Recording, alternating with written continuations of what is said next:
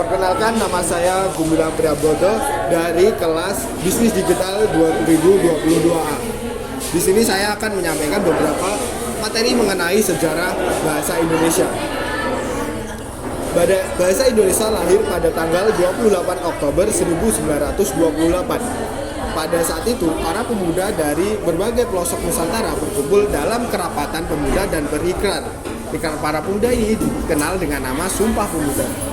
Unsur yang ketiga dari Sumpah Pemuda merupakan pernyataan tekad bahwa bahasa Indonesia merupakan bahasa persatuan bangsa Indonesia.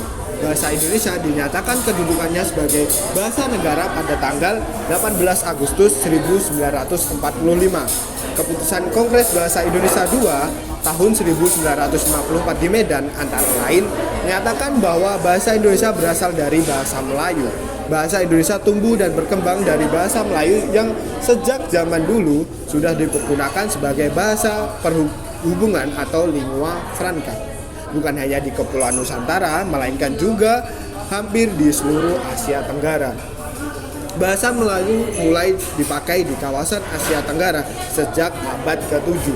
Perkembangan bahasa Melayu di wilayah Nusantara mempengaruhi dan mendorong tumbuhnya rasa persaudaraan dan persatuan bangsa Indonesia.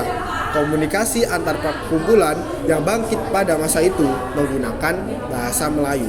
Para pemuda Indonesia yang tergabung dalam perkumpulan pergerakan secara sadar mengangkat bahasa Melayu menjadi bahasa Indonesia yang menjadi bahasa persatuan untuk seluruh bangsa Indonesia atau Sumpah Pemuda pada tanggal 28 Oktober 1928. Dan keunggulan bangsa Indonesia salah satunya bahasa yang paling populer di Australia, dan bahasa Indonesia merupakan 10 besar bahasa yang paling banyak dipakai.